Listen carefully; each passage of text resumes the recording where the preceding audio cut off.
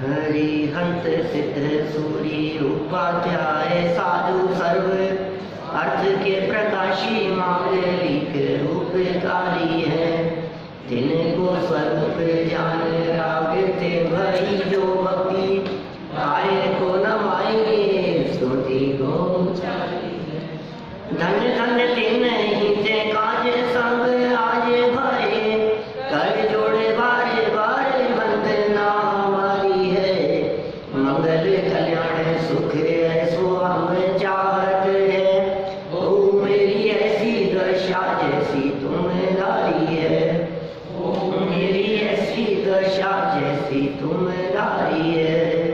ओ मेरी ऐसी दशा जैसी।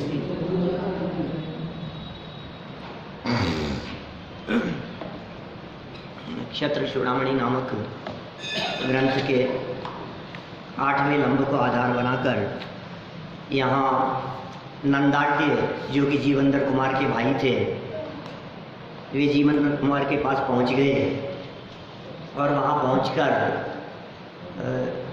अपनी आत्मकथा सुनाने लगे।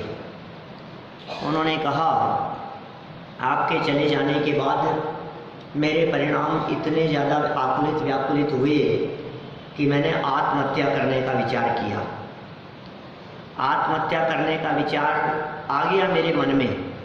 फिर नीतिकार बतलाने लग गए कि आत्महत्या का विचार अच्छा नहीं है, आत्मघाती महापापी, ये सब बातें कहने लगे।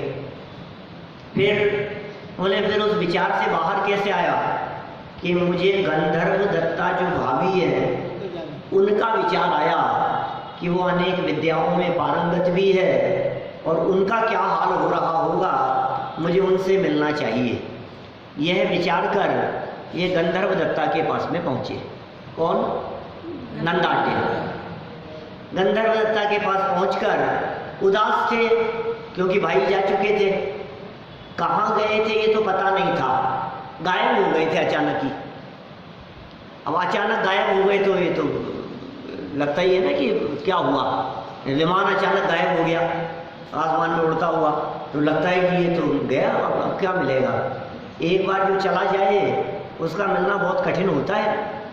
जितनी खबरें आती है ना गुमशुदा की तलाश वाली, उन खबरों में कोई 1-8% ही ऐसे होते हैं जो मिलते हैं। 99% लोग मिलते नहीं हैं, 99% लोग। जीवंदर कुमार की तलाश भी गुमशुदा के रूप में होने लगी। गायब हो गए अचानक, कहाँ चले गए पता नहीं। उदास थे तो गंधर्व दत्ता ने उनसे यह कहा कि हम लोग बेवकूफ़ हैं जो उनके मोह में व्यर्थ ही अपने परिणामों को बिगाड़ रहे हैं। वास्तविकता तो यह है कि वे जहाँ भी हैं वे सुख शांति से मजे में हैं। ये बात गंधर्व दत्ता ने कही। देखिए आप, फिर आगे बढ़ते हैं अपन, इसी चर्चा को और बढ़ाते हैं। गंधर्व दत्ता द्वारा जीवंदर कुमार का समाचार देना, 19 नंबर का श्लोक है, 381 नंबर पेज है। 381 पेज पर नीचे एक श्लोक दिया है, 19 नंबर श्लोक। प्रतिदेशं प्रतिग्रामं प्रतिग्रह्येव मह्यते विपच्य संपदेहि स्यात् भाग्यं यदि पचेदिमम्। क्या कह रहे हैं? उनकी तो प्रत्येक देश में और प्रत्येक ग्राम में आदर पूर्वक स्वागत के साथ पूजा होती है। विद्या से जान लिया गंधर्व दत्ता ने कि तुम उनके लिए व्याकुल हो रहे हो, उनके लिए परेशान हो रहे हो। तुम्हें मालूम है तो जहाँ जा रहे हैं वहाँ उनकी गांव में पूजा हो रही है। जिस देश जिस प्रांत में पहुँच रहे हैं वहाँ उनका सम्मान हो रहा है। परेशान होने की जरूरत नहीं। इस संदर्भ में पीछे एक नीति बतलाई थी, स्वदेशे पूज्यते राजा विद्वान सर्वत्र पूज्यते। राजा की पूजा अपने ही देश में होती है, परदेश में राजा की क्या कीमत। कौन जाने कौन है और क्या है होगा। जैसे अपन कह देते हैं ना ऐसा कि सेठ होगा तो अपने घर का होगा, होगा तो होगा वो, उसकी जांच चलती है, अपने नौकरों पर चला, हमारे ऊपर थोड़ी ना कुछ है। ऐसे राजा होगा तो होगा कहीं का, ऐसा लोग कह देते हैं। लेकिन जिनमें विद्वत्ता होती है, जिनमें ज्ञान होता है, जिनमें समझ और विवेक होती है, वो सब जगह पर पूजे जाते हैं, सर्वत्र सम्मान प्राप्त करते हैं। जीवंदर कुमार राजकुमार थे या न थे, ये तो वे स्वयं ही जानते हैं, और तो कोई जानता नहीं। लेकिन बाकी दुनिया के लोग तो ये जानते हैं कि बहुत बुद्धिमान व्यक्ति है। आप देखिए, अभी जिस देश में वे मौजूद हैं, उस देश के राजा ने भी आखिर उनका बहुमान और सम्मान किस वजह से किया? उनकी योग्यता को देखकर। अपने बालकों को, अपने राजकुमारों को शिक्षा प्रदान करने के लिए उन्हें रख लिया, उन्हें बहुत आदर और सम्मान से अपने यहाँ रखा, यहाँ तक कि अपनी पुत्री का विवाह भी उनके साथ में किया। आखिर क्या देख करके? गुणों को देख करके। तो गुणों को देख करके राजा भी बहुमान किया करते हैं। देखिए आप, हमारे जो मुनिराज होते हैं, उन मुनिराजों के चरणों में राजा अपना मुकुट धर देता है। कितने भी बड़े से बड़े राजा हो, नरेंद्र तक, चक्रवर्ती नरेंद्र मोदी, इंद्र, हेमेंद्र, ये सब चक्रवर्ती जैसे सम्राट भी मुनिराजों के चरणों में अपना मस्तक धर देते हैं। क्यों? क्योंकि वे जन सामान्य से बहुत विशेष गुण वाले हैं, बहुत विशेष गुण हैं उनमें, जन सामान्य से ज़्यादा गुण हैं, गृहस्थों से ज़्यादा गुण हैं।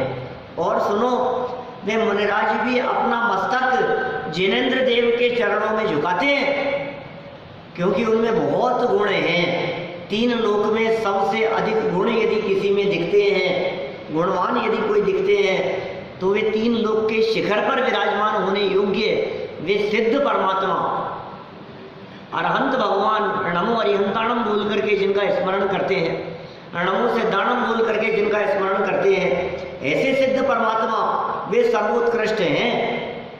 और सुनो, वे अरहंत और सिद्ध परमात्मा भी जिसके आगे झुकते हैं, क्या वे भी तो किसी के आगे झुकते हैं। किसके आगे झुकते हैं? बोलो जय साहब। सिद्ध भगवान वो किसके आगे झुकेंगे? अनंत भगवान किसके आगे झुकेंगे? वो किसको नमस्कार करेंगे? कि सुनो, उनकी प्रतिक्षण उत्पन्न होती हुई परिणति, उत्पन्न होते हुए क्या कहेंगे, निर्विकल्प अवस्था है वैसे तो, लेकिन प्रतिक्षण उत्पन्न होती हुई ज्ञान की पर्याय, श्रद्धा की पर्याय, चारित्र की पर्याय, अपने अनंत गुणों के समुदाय स्वरूप स्वभाव के ऊपर झुकती है। जो परिणति, जो पर्याय अपने स्वभाव का अवलंबन लेती है, वो पर्याय 3 लोक में पूज्य हो जाती है। मैं आपसे पूछता हूँ, उनने क्या किया दुनिया के लिए, ये बताओ। आपको लगता है ना, अरे साहब इन्होंने दुनिया के लिए बहुत काम किया है। आज देखो, दुनिया ऐसे नहीं पूछती है इनको, इन्होंने बहुत काम किया है समाज के लिए, इसलिए समाज भी इनके लिए तैयार रहती है गले में माला डालने के लिए। क्यों? क्योंकि इन्होंने बहुत काम किया है समाज के लिए। मैं आपसे पूछता हूँ, हनुमान जी ने क्या काम किया था? भरत जी ने क्या काम किया था? युधिष्ठिर, भीम, अर्जुन ने क्या काम किया था समाज के लिए? नंग अनंग आदि मुनिराज जो मोक्ष गए, उन्होंने क्या काम किया था समाज के लिए? कुछ नहीं। सेठ सुदर्शन ने क्या काम किया समाज के लिए? भगवान बन गए केवल ज्ञान प्राप्त करके, निर्वाण प्राप्त करके। बोलो, विष्णु कुमार मुनिराज के बारे में तो आप ये कह सकते हो 700 मुनिराजों की रक्षा की थी, लेकिन भगवान अकंपन ने क्या काम किया जगत के लिए? वो भी तो भगवान बने ना, उन्होंने भी तो मोक्ष की प्राप्ति की ना। रामचंद्र जी का नाम तो आप बहुत आदर से लेते हैं कि अयोध्या का शासन किया उन्होंने, लेकिन उनके पहले 8-7 और बलभद्र हुए ना जो मोक्ष गए हैं। रामचंद्र जी से पहले नाम भी नहीं जानते, मोक्ष गए, भगवान बने। वे भगवान कैसे बन गए? सुनो, दुनिया के लिए कुछ करो या ना करो, लेकिन जो अपने आप को जानते हैं ये परमात्मा बन जाते हैं। परमात्मा बनने का मार्ग समाज कल्याण का मार्ग नहीं है। भगवान बनने का रास्ता ये दुनिया का उद्धार करने का रास्ता नहीं है, ये आत्मोद्धार का मार्ग है। ये जैन परंपरा आत्मोद्धार की बात करती है, जगत उद्धार की नहीं। और जो आत्मोद्धार के मार्ग पे लगते हैं उनके माध्यम से जगत के जीवों का उद्धार स्वयं ही होता है अपने आप। आत्मा प्रभाव नहीं हो, ऐसी बात कहते हैं अमृतचंद्राचार्य पुरुषार्थ सिद्धि उपाय नामक ग्रंथ में वे कहते हैं आत्मा प्रभाव नहीं हो रत्नत्रय तेजसा। रत्नत्रय के तेज से जो अपने आत्मा की प्रभावना करते हैं उनके माध्यम से जगत में वास्तविक प्रभावना होती है। यह है असली प्रभावना। सब जगह पूजे जा रहे हैं जीवनधर कुमार। क्यों पूजे जा रहे हैं? अपने गुणों की वजह से। गुण ग्रहण का भाव रहे, अपने गुणों की तरफ ध्यान दो। गुणों का बखान मत करो, लेकिन गुणों को ग्रहण का भाव रहे। दृष्टि न दोषों पर जावे, दोषों की तरफ दृष्टि नहीं जाए। दूसरों के अपने दोषों को देखकर उन्हें निकालें और दूसरे के गुणों को देखकर उन्हें ग्रहण करने का भाव हमारे हृदय में हो। ये जीवनधर कुमार के हृदय में बराबर ये बात बनी हुई थी, जिसके कारण उनकी पत्नी गंधर्व दत्ता ने यह बात कही कि देखो जिस प्रदेश में जिस गांव में जीवनधर कुमार जाते हैं वहां आदर से उनका स्वागत किया जाता है। निश्चय से अगर भाग्य फलोन्मुख हो तो विपत्ति भी संपत्ति के लिए हो जाती है। क्या क्या कह रहे हैं? भाग्य फलोन्मुख हो, नीतिकार कह रहे हैं। अत्र नीति है, नीतिकार क्या कह रहे हैं? यदि भाग्य आपका फलोन्मुख हो, भाग्य फलता हुआ यदि दिखाई दे रहा हो, फलीभूत होने वाला है, भाग्योदय यदि आपका हो गया है, तो कितनी भी विपत्तियां आ जाएं वो संपत्ति के लिए हो जाती है। विपत्तियों में भी संपत्ति मिल जाती है, संकट में भी उसे रास्ता मिल जाता है। आपने तो उन्हें डाल दिया, खाई में पटक दिया, वो खाई में नीचे कूदे और नीचे से रत्न लेकर के निकले, अंदर बहुत सारे रत्न थे। ये मैंने क्या किया, फिर बाद में सोचता मैं तो मैं ही कूद जाता।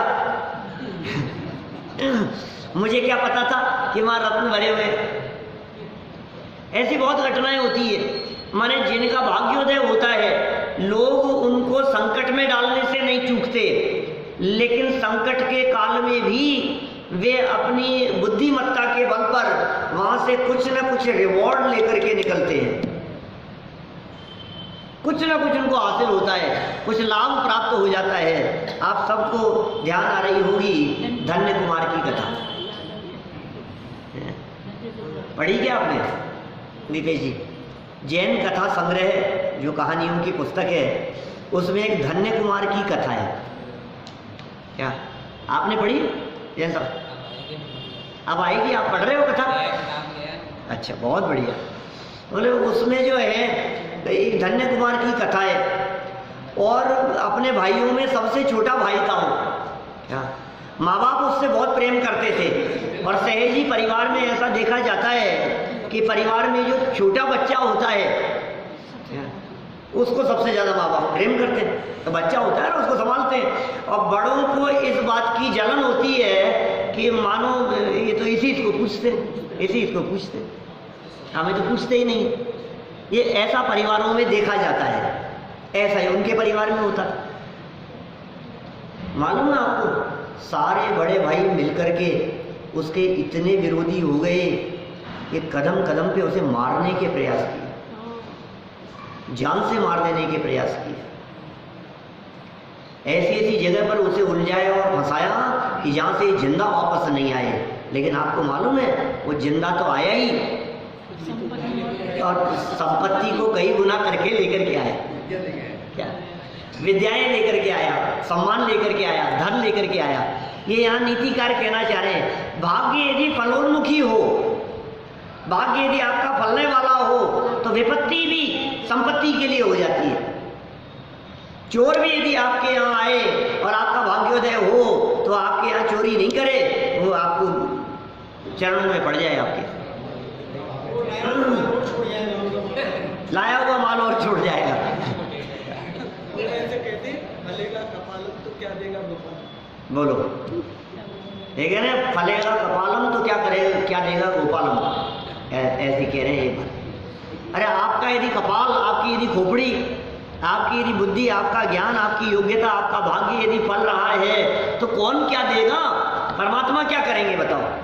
यदि मेरा ही भाग्योदय हो गया है तो फिर परमात्मा से मांगने की जरूरत नहीं है, और मेरे ही भाग्य में यदि कुछ नहीं है तो परमात्मा क्या दे देंगे, अब आपको को कौन देगा। इसलिए भाई इच्छा के संदर्भ में और विकल्प के संदर्भ में वो बड़े पंडित जी की वो बहुत सुंदर पंक्तियां हैं।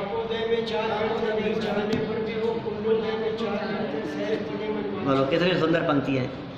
पापोदय में चाह व्यर्थ है, नहीं चाहने पर भी हो, और पुण्योदय में चाह व्यर्थ है, सहज बने मन वांछित हो। कितने सुंदर लाइन। आपका यदि पाप का उदय है, अब आप कितनी भी इच्छा करो क्या होगा, नहीं चाहने पर भी होगा। कितनी भी चाह करते रहो, आप चाह करना ही बेकार है। पाप के उदय में नहीं होगा आपके अनुसार काम, क्योंकि आपके पाप का उदय चल रहा है। पापोदय में चाह व्यर्थ है, नहीं चाहने पर भी हो। तो सब पुण्य के उदय में तो खूब इच्छाएं कर ले अपन, कि पुण्य के उदय में भी चाह व्यर्थ है। क्यों? क्योंकि सहज पने मन वांछित हो, अपने आप ही होगा, तुम काहे की चाह करते हो। पुण्य का उदय होगा तो सामने वाला घर आकर के दे करके जाएगा, और पाप का उदय हो तो तुम कितना भी बचाने का प्रयास करो, वो घर में घुस के छीन करके ले जाएगा। बोलो, ताले तोड़ करके ले जाएगा। ये पाप और पुण्य के उदय की ऐसी स्थिति है।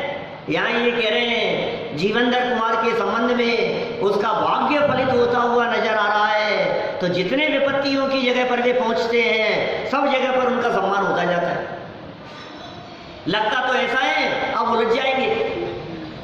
लग तो ऐसा रहा था कि वो विद्याधरी उलझा रही है, कहीं अटक नहीं जाए, फंस नहीं जाए, लेकिन सद्बुद्धि आ गई। भाग्य इतना अच्छा था, तुरंत कोई विद्याधर आ गया उधर से अपनी पत्नी को तलाशता हुआ,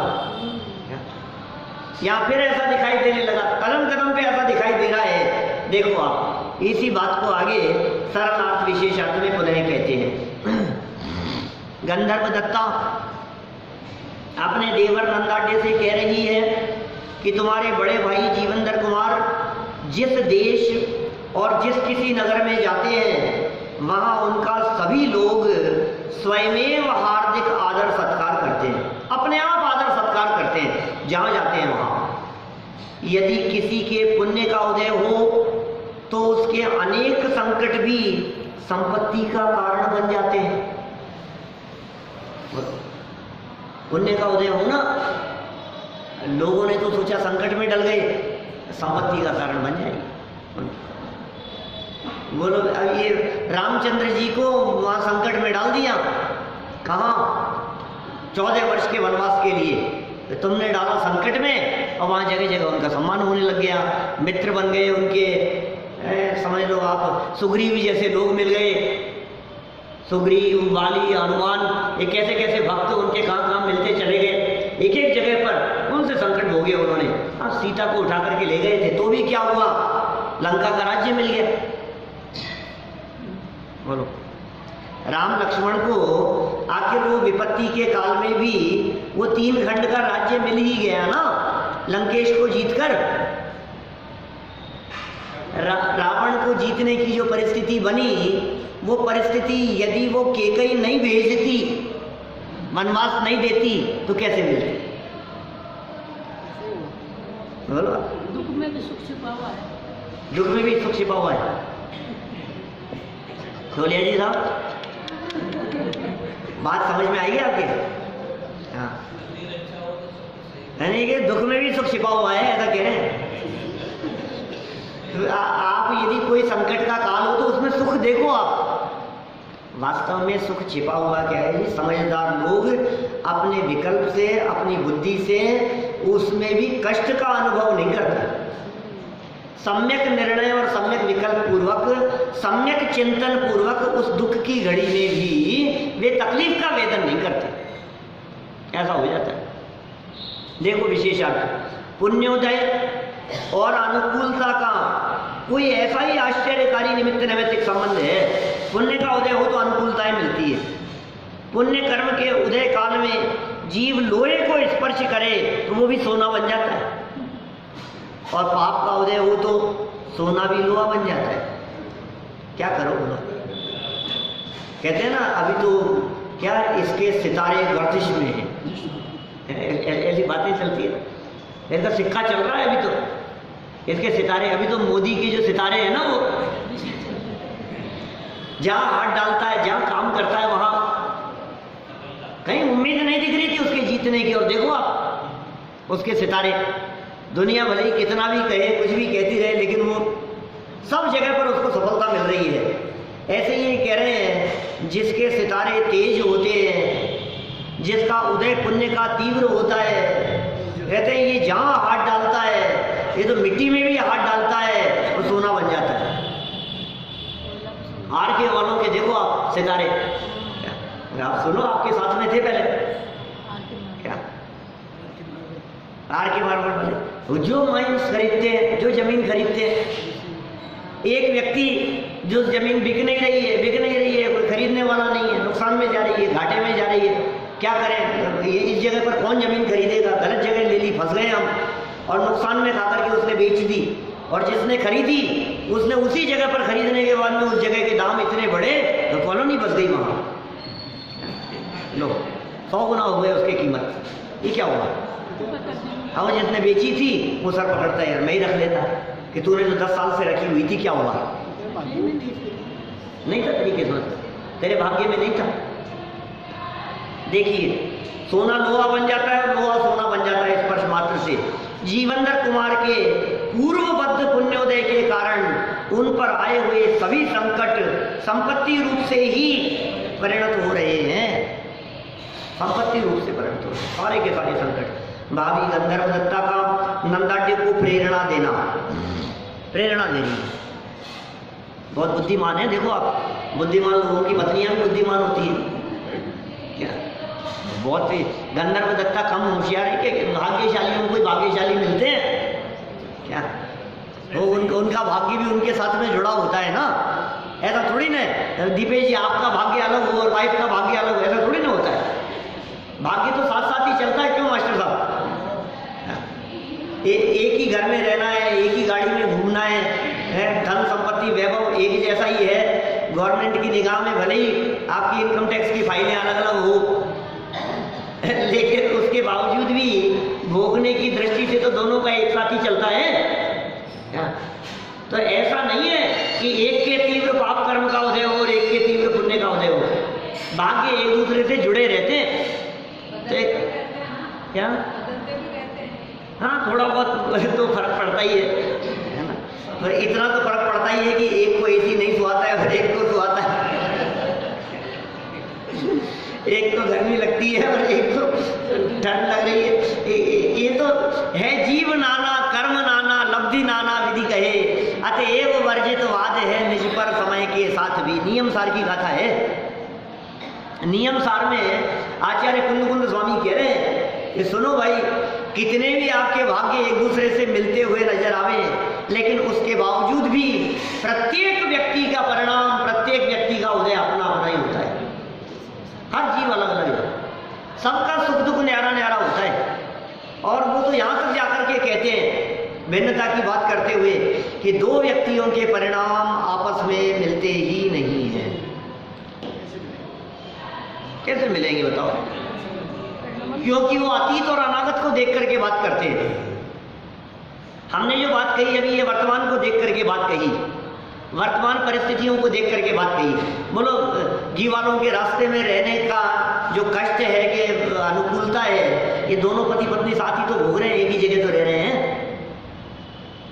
अब आप चाहे वो ट्रैफिक की समस्या हो, चाहे भीड़ भाड़ की समस्या हो, चाहे पानी नहीं आने की समस्या हो, है कि मेन बाजार के अंदर बाहर निकलते ही सब्जी मंडी मिल जाती है, सब्जी मिल जाती है, तो आपको अनुकूलता जो भी है वो साथ ही तो है, एक जैसा ही तो बड़ा मंदिर पास में मिल जाता है। बोलो, ये भी तो पुण्य का उदय दिखता है ना। तो मेरा कहने का मतलब ये है, यदि आप ये अनुकूलता प्रतिकूलता वर्तमान भाव की देखो तो साथ साथ में दिखाई दे रही है।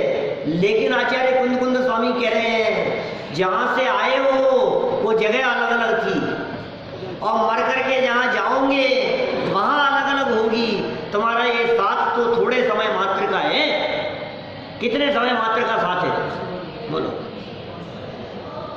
कुछ दिनों का। 2 दिन के मेहमान जगत में, बोली बिगाड़े कौन सो, हम बैठे अपनी मौन सो। हम किससे बोल बिगाड़े, हम वचन किससे बिगाड़े? बहुत पुराना भजन है, प्राचीन भजन। किसका है तो मैं भूल गया, अंतिम लाइन में कहीं होगा। दौलत राम जी का, बुद्धचंद जी का, भागचंद जी का, ऐसे पुराने कवियों में से किसी का लिखा हुआ भजन है। 2 दिन के मेहमान जगत में, बोली बिगाड़े कौन सो। हम किससे वचन बिगाड़े? वचने किम दरिद्रता, ऐसा कहा करते थे हमारे प्राचार्य जी थे ना, गुलाब चंद जी साहब, वो ऐसा कहा करते थे, वचने किम दरिद्रता, बोलने में दरिद्रता क्यों, ये बताओ। ऐसी कहावत भी चलती है, मन के लड्डू फीके क्यों। क्या बोलो, मन में दरिद्रता है, बोलने में दरिद्रता है। बोलने में दरिद्रता का क्या काम है? उदार हृदय से बोलो। किसी की प्रशंसा करे और प्रशंसा करते समय भी कंजूसी रखे तो तू यार तू करे ही मत, तू नहीं करे जो ये अच्छा है। उदारता होनी चाहिए, मुक्त कंठ से बात निकलनी चाहिए। किसी की प्रशंसा की बात हो, किसी की महिमा की बात हो, किसी का गुणानुवाद करने की बात हो, तो ये तो बहुत उदार हृदय से होनी चाहिए। तो मन के जो विकल्प हैं उस संबंध में यहाँ बात कही जा रही है। हम ये कह रहे हैं कि देखो आप, ये भाभी जो है ये बुद्धिमान है। यहाँ से बात घूम गई थी, कितनी बुद्धिमान है, कदम कदम पे नंदाडे को संभाल रही है। ऐसा लगता है ये तो वो क्या महारानी कौन थी, झांसी की रानी लक्ष्मीबाई जैसी बहादुर दिख रही है। तो पति चले गए, कहीं गायब हो गए, उसके बावजूद डर नहीं रही है, इन्हें कोई घबराहट नहीं हो रही है, उल्टी शिक्षा दे रही है नंदाड्य को। देखो आप, नई शिक्षा, नई प्रेरणा। दृष्टुमिच्छति चेद्वत्स तम जनम तव पूर्वजम किम नु ताम्यसि गम्ये क्वनु पापा हि भाविनी। क्या कह रहे हैं? देखो इसका एक कारण एक और है। ये जहां से आई है ना, ये तो राजपुत्री है, ये तो क्षत्रियों की बेटी है। और जो नंदाड्य है ये बनिया का बेटा है। बहुत फर्क पड़ता है क्या? ये बनिए का बेटा है नंदाड्य, इसे घबराहट हो रही है, और वो क्षत्रिय है क्या, वो दृढ़ता से बात करती है, कुछ नहीं है, कुछ नहीं होगा, बहुत बहादुर है, वो जहाँ जाएंगे उनको सम्मान मिल रहा है। और देखो क्या शिक्षा दी, हे वत्स, यदि अपने उन बड़े भाई जीवनधर कुमार को देखने की इच्छा करते हो तो क्यों दुखी होते हो? तुम्हारे मन में यदि भावना आ रही है ना, क्यों दुखी होते हो? जाओ, अर्थात मैं तुम्हें विद्या के प्रभाव से उनके समीप पहुंचा देती हूँ, किंतु हम पापिनी स्त्रियों का क्या, हम तो जहाँ हैं वहीं ठीक है। विद्या देनी थी, विद्या के प्रभाव से इसने नंदाड्य को वहां भेज दिया। चर्चा तो वहां चल रही है नंदाड्य और जीवनधर कुमार की आयुधशाला में। स्त्रियों का पाप कर्म की वजह से स्त्री पर्याय मिलती है। स्त्री पर्याय मिली है ना, ये पाप कर्म की वजह से मिलती है। और शास्त्र आगम तो ये कहते हैं कि स्त्री पर्याय, सम्यक दृष्टि जीव को स्त्री पर्याय नहीं मिलती। और ये कहते हैं हमारे यहाँ जैन परंपरा में, विशेषकर दिगंबर जैन परंपरा में तो कहते हैं स्त्री मुक्ति निषेध। पाप कर्म के फल में तो स्त्री पर्याय मिली, और वर्तमान में स्त्री पर्याय में भी ऐसा काम नहीं हो सकता कि यहाँ से मोक्ष की प्राप्ति हो सके। सम्यक दर्शन ले सकते हैं, सम्यक दर्शन की प्राप्ति हो सकती है। तो स्त्रियां तो हमेशा ऐसी रहेगी क्या? ऐसी क्यों रहेगी? तो पुरुष बन जाएगी अगले जन्म में। दूसरी स्थिति बन जाती है। उसमें क्या हो गया? वो तो बदल जाएगा। और ऐसा थोड़ी ना है कि आप हमेशा पुरुष ही बने रहेंगे। दूसरी स्थिति बन जाती है। ये जीवन बदला और यहाँ से बदल करके स्त्री में जन्म ले लिया, में क्या दम है? ये तो स्त्री से पुरुष और पुरुष से स्त्री, ये तो अनादिकाल से चलता आ रहा है। ये तो मोक्ष जाने की सामर्थ्य नहीं है, इस अपेक्षा से इस तरह की बात यहाँ कही गई है। हम तो जाए क्या करें, जो स्थिति है हमारी। देखिए सरल अर्थ, आपके भाई तो पूर्ण रूप से सुखी तथा सुरक्षित ही है, फिर भी आपको चिंता हो और विश्वास न हो तो तथा स्वयं उनसे प्रत्यक्ष मिलना या देखना चाहते हो तो दुखी क्यों होते हो? चिंता मत करो, अभी पहुंचा देते हैं तुम्हारे। मैं आपको अपनी मंत्र शक्ति से उनके पास भेज देती हूँ। आप तो पुरुष हैं, अकेले ही उनके पास जा सकते हैं, किंतु हम पापिनी स्त्रियों का अकेले जाना योग्य नहीं। ये भी तो है बात। पुरुष वर्ग तो कहीं भी अकेले जा सकते हैं, रात को 2 बजे भी जा सकते हैं, कहीं इधर उधर घूम सकते हैं, लेकिन इनके तो ऐसे पाप कर्म का उदय है कि ये भय भी है, डर भी है, लज्जा भी है, अनेक प्रकार के ऐसे गुण हैं। गुण कहो चाहे अवगुण कहो, दुर्गुण कहो, सद्गुण कहो, जो भी है, लेकिन ये पर्यायगत ऐसी योग्यता है, स्वरूप ही इसी तरह का है। फिर देखिए आप, मंत्र शक्ति से नंदाढ्य का हेमाभा नगरी में पहुंचना। ये पहुंच गए। कौन? नंदाढ्य। पुत्र किसके थे? सेठ गंधोत्कच के। और पहुंच कहाँ गए? जीवनधर कुमार के पास में। अब देखो ये बात कह रहे हैं यहाँ, कैसे पहुंचे, क्या स्वरूप है। इत्युक्त्वा शाययित्वा च शय्यायां साभिमन्त्रितं मामत्र भवति चात्र संपन्नं प्रायिणोदिति। इस प्रकार कहकर पूज्य भाभी ने, माने आपकी पत्नी ने, भाभी माने माम मुझको सेज पर मंत्र पूर्वक सुलाकर पत्र सहित यहाँ भेज दिया। ऐसा नंदाढ्य ने जीवनधर कुमार से कहा। सेज पर लिटाया और ये उसी की तरह जैसे वो हैं, अपन पढ़ते थे पुराने कॉमिक्स में, हैं, जानवरों की बिछाई, उसने चटाई बिछाई, एक जायम बिछाई, उसके ऊपर लिटाया और ये उड़ गए, ऐसे आसमान में उड़ने लगे। ऐसी शक्ति अपने को मिल जाए तो कैसा लगे? हैं? बोलो राजेश जी, ऐसी शक्ति मिल जाए तो कैसा रहे? ट्रैफिक की झंझटों से मुक्त हो जाए अपन और फटाफट पहुंच जाए कहीं भी, आकाश में उड़ते हुए। अभी कोई एक वीडियो किसी ने दिखाया मुझे, कहीं कोई वो केरल का या कहाँ का आसमान में उड़ते हुए कैसा वो उड़ रहा है, वो कोई लड़का ऐसा, पता नहीं क्या वो, क्या सच्चाई है कि ट्रिक फोटोग्राफी है कि क्या वीडियो है, सब फेंक ऐसे ही चलते रहते हैं कुछ ना कुछ। तो लेकिन ये तो झूठ नहीं है भाई, ये तो उड़ करके चले गए, उसने उड़ा दिया। मंत्र शक्ति, मंत्रों में शक्ति हुआ करती थी, आज भी है। मंत्र जिनके पास में है, उनके पास में अनेक प्रकार की मंत्र के प्रभाव से रिद्धियाँ देखी जाती है। हाँ, चिट्ठी नहीं भेजी, अरे पत्र नहीं भेजा, पत्र की जैसे भेज दिया। जैसे पत्र लिख करके कहीं भेज देते हैं ना, कि मानो वो इस नंदाढ्य को इस तरह से रवाना कर दिया जैसे चिट्ठी भेजी जा रही है।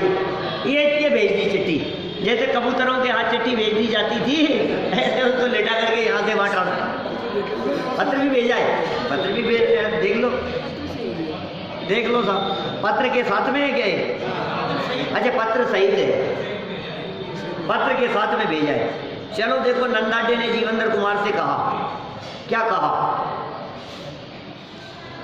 पूर्वोक्त प्रकार से सांत्वना और प्रेरणा देकर आदरणीय भावी गंधर्व दत्ता ने स्मर तरंगिणी नामक शैया पर मुझे लिटाया। शैया का नाम स्मर तरंगिणी, उसे लिटाया और आपके लिए एक पत्र देकर यहाँ आपके पास भेज दिया। सरल अर्थ पढ़ लिया अपन ने, विशेष अर्थ पढ़ो। मंत्र शक्ति के द्वारा नंदाढ़ को एक स्थान से दूसरे स्थान पर भेजा गया। नंदाढ़ तो जानता नहीं था कोई मंत्र, वो तो रिद्धियां जानता नहीं था, उसके लिए तो यही बहुत आश्चर्यकारी था।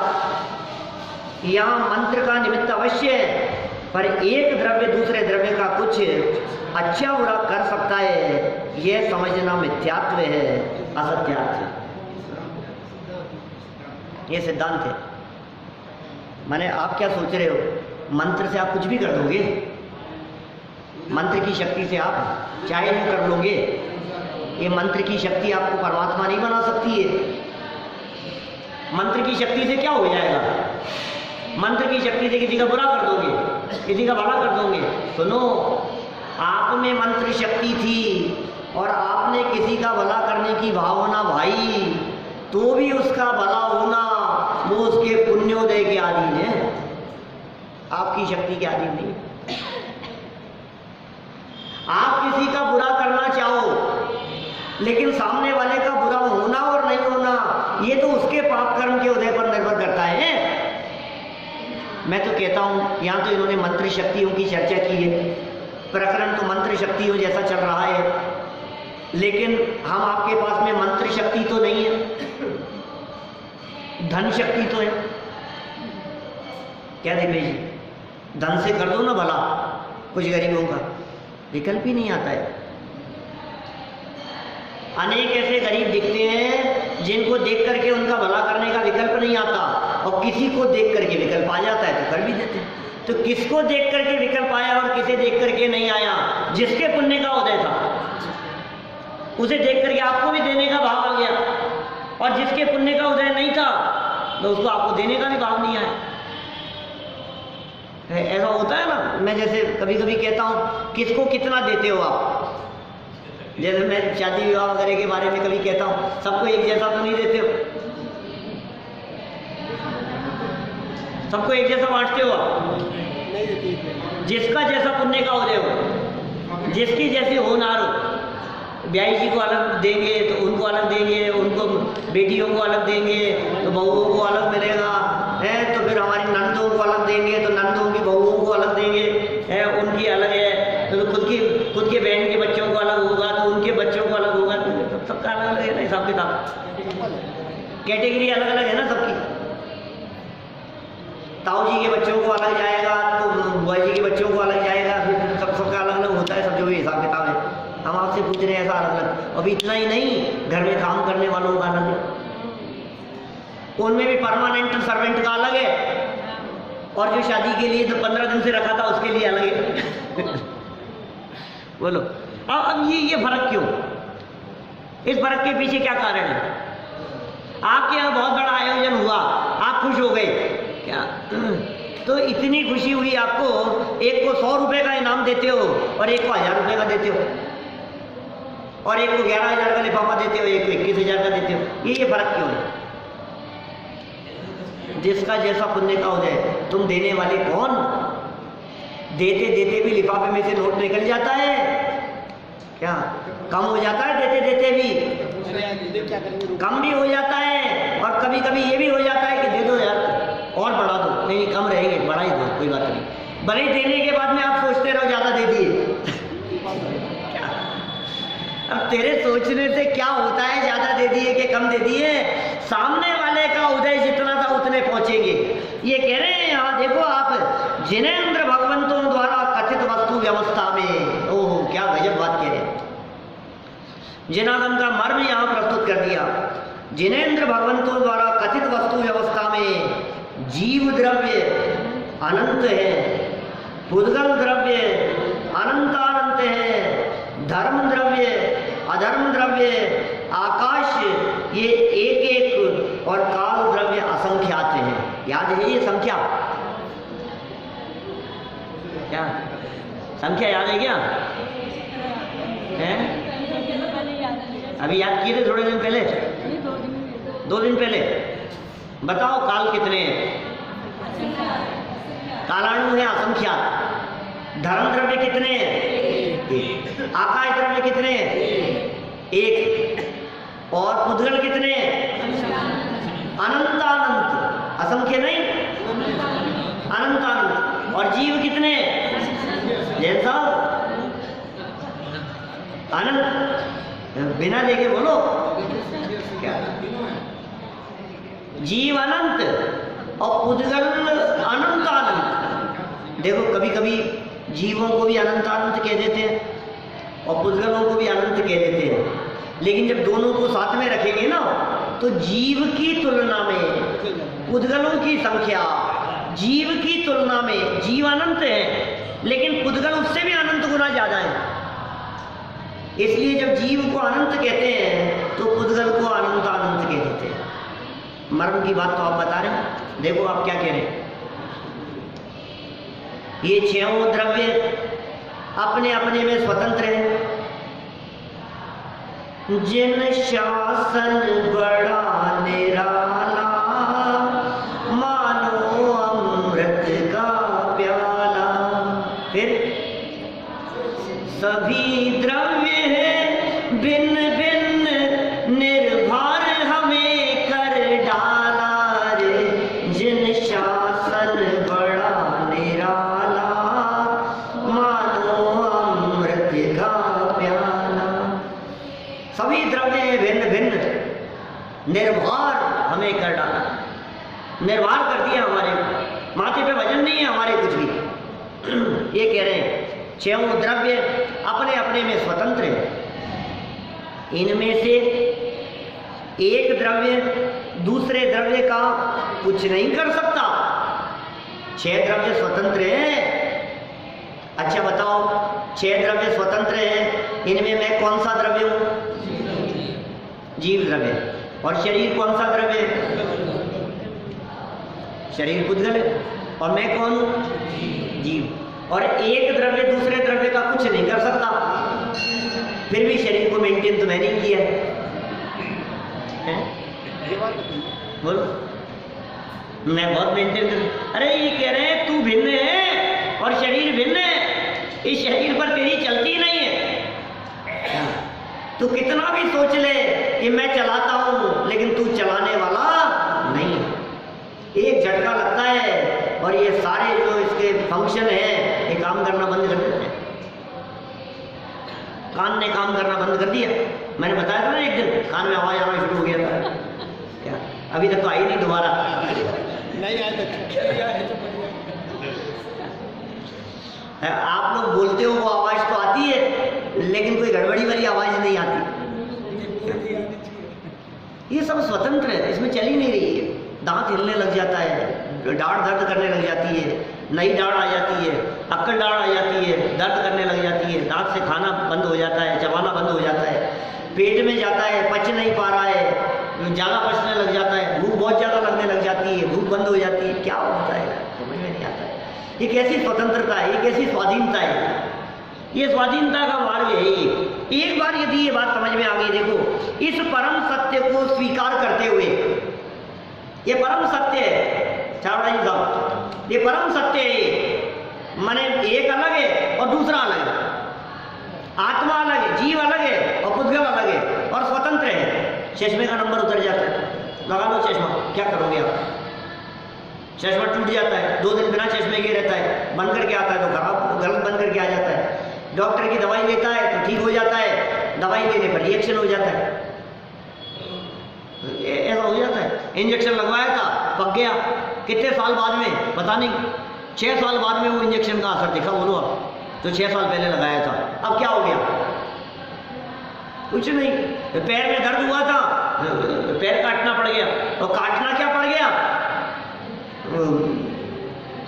दूसरा पैर को काट दिया गलती से, तकलीफ इसमें थी और काट दिया इसको, ऐसा हो जाता है।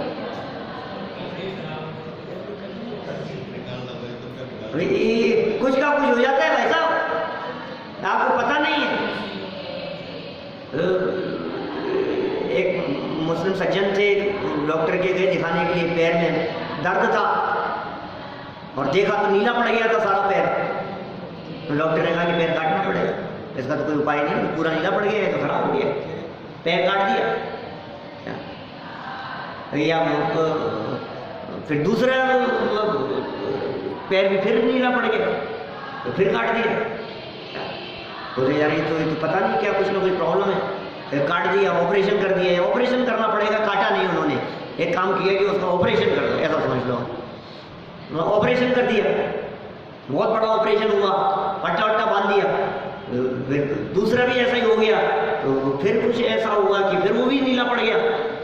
अभी फिर भी ठीक नहीं हुआ है, तो समझ में नहीं आई, दर्द भी था और फिर देखा उसने तो प्लास्टर ऊपर से नीला पड़ गया।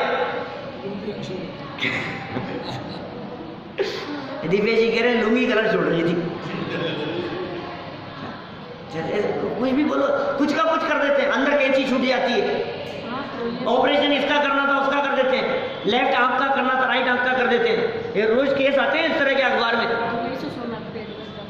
दुबई से सोना पेट में दबा करके ले आए, पकड़ में आ गए, पेट को चीर फाड़ करके निकाल दिया, ऑपरेशन करा करके। दुनिया भर में क्या क्या चलता है, कुछ नहीं चलेगी तेरी, ये समझा रहे हैं यहाँ, ये समझा रहे हैं। ये देखो, ये परम सत्य है भाई साहब, इसे स्वीकार करो, इसे स्वीकार नहीं कर रहा है। ये निमित्त की अपेक्षा से एक द्रव्य ने दूसरे द्रव्य का अच्छा बुरा किया, निमित्त की अपेक्षा से, ऐसा कथन शास्त्र में आता है। उसे व्यवहार नय का कथन जानकर असत्यार्थ ही मानना चाहिए। असत्यार्थ है, व्यवहार नय का कथन है, इस तरह का समझना चाहिए। देखो आप कहानी पूरी करते हैं, क्या हुआ यहाँ बात। यहाँ नंदाढ्य का जीव द्रव्य है और उनका शरीर पुद्गल द्रव्य है, इन दोनों में गमन करने की योग्यता ये उपादानगत है। अतः उपादानगत गमन रूप क्रिया में मंत्र निमित्त रूप है, ऐसा समझना चाहिए। मंत्र का निमित्त बना और गमन करने की शरीर और आत्मा की योग्यता अपनी थी, वो अपनी योग्यता से, उपादानगत योग्यता से गमन किए और ये मंत्र उसमें सहज रूप से निमित्त बन गया। तो ये इस तरह की बात यहाँ कही गई। भाई ये जिन शासन का मर्म है, ये सत्य बात है, यह सत्यार्थ वचन है, यह परम सत्य है। इस परम सत्य को स्वीकार करो। जो इस परम सत्य को स्वीकार करते हैं वे दुखी नहीं होते, वे आनंदित रहते हैं। अभी जीवनधर कुमार पता नहीं क्यों दुखी हुए, ये तो कल पता लगेगा। स्वीकार करने वाली बात समझो भाई,